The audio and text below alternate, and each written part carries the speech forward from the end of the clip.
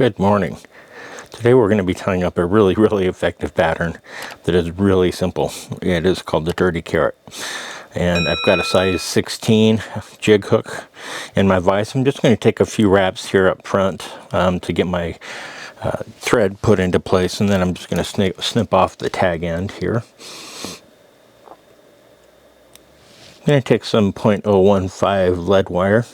We're going to tie that in right on the top of the hook shank, or as close to the top as you can get, with a few thread wraps.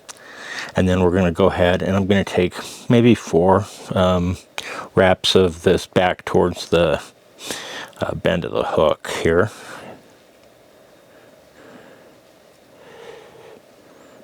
That's going to do me just fine. I'm going to kind of leave that there as I bring my thread around up to that point.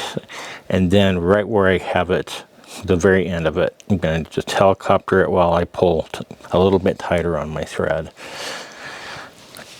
And with that, we'll just go back to the back end of the hook for a second and right back towards the front. We're going to put a gold rib on this fly, so I've got myself a piece of medium gold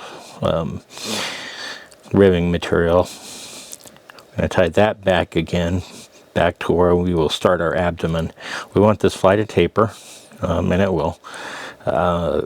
We'll just go ahead and make sure that that's secured in. We'll bring our thread back.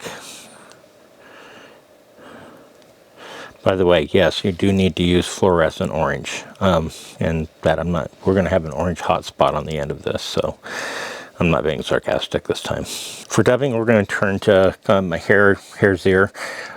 I'm using a olive brown hair fibers there. But I'm also going to be using some cinnamon. You can use Woodduck as well. But I'm going to take these 2 clumps and I'm just going to mix them together in my hands. I'm not going to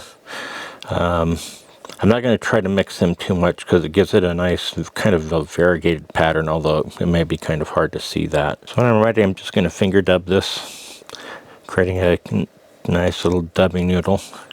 And it is transferring a little bit from that cinnamon back to that olive color. So we'll go ahead and take a few wraps to get ourselves back towards the back of the abdomen here, and we'll make sure we get one good thread wrap around the base of the abdomen. You'll see me reach in and tighten my thread from time to time. There we go. We'll just start working our way up, and it's going to start tapering on its own a little bit when it runs into that lead. And I'm going to take this right up to behind the bead. And if you have extra, I have extra this time, just go ahead and pull it off. Take another couple of thread wraps here. Then we're just going to grab our gold wire. Pretty open wraps of wire here, moving up to behind the bead.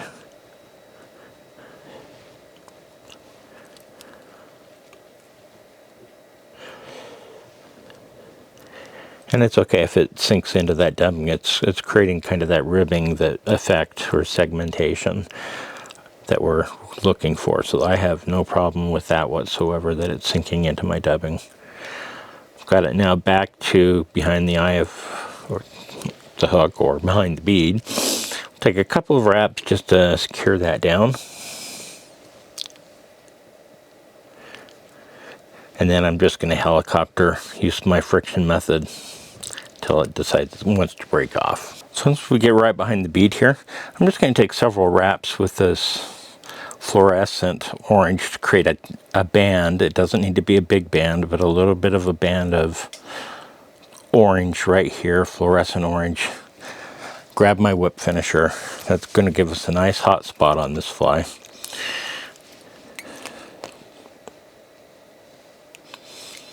We'll just take a few turns with our whip finisher.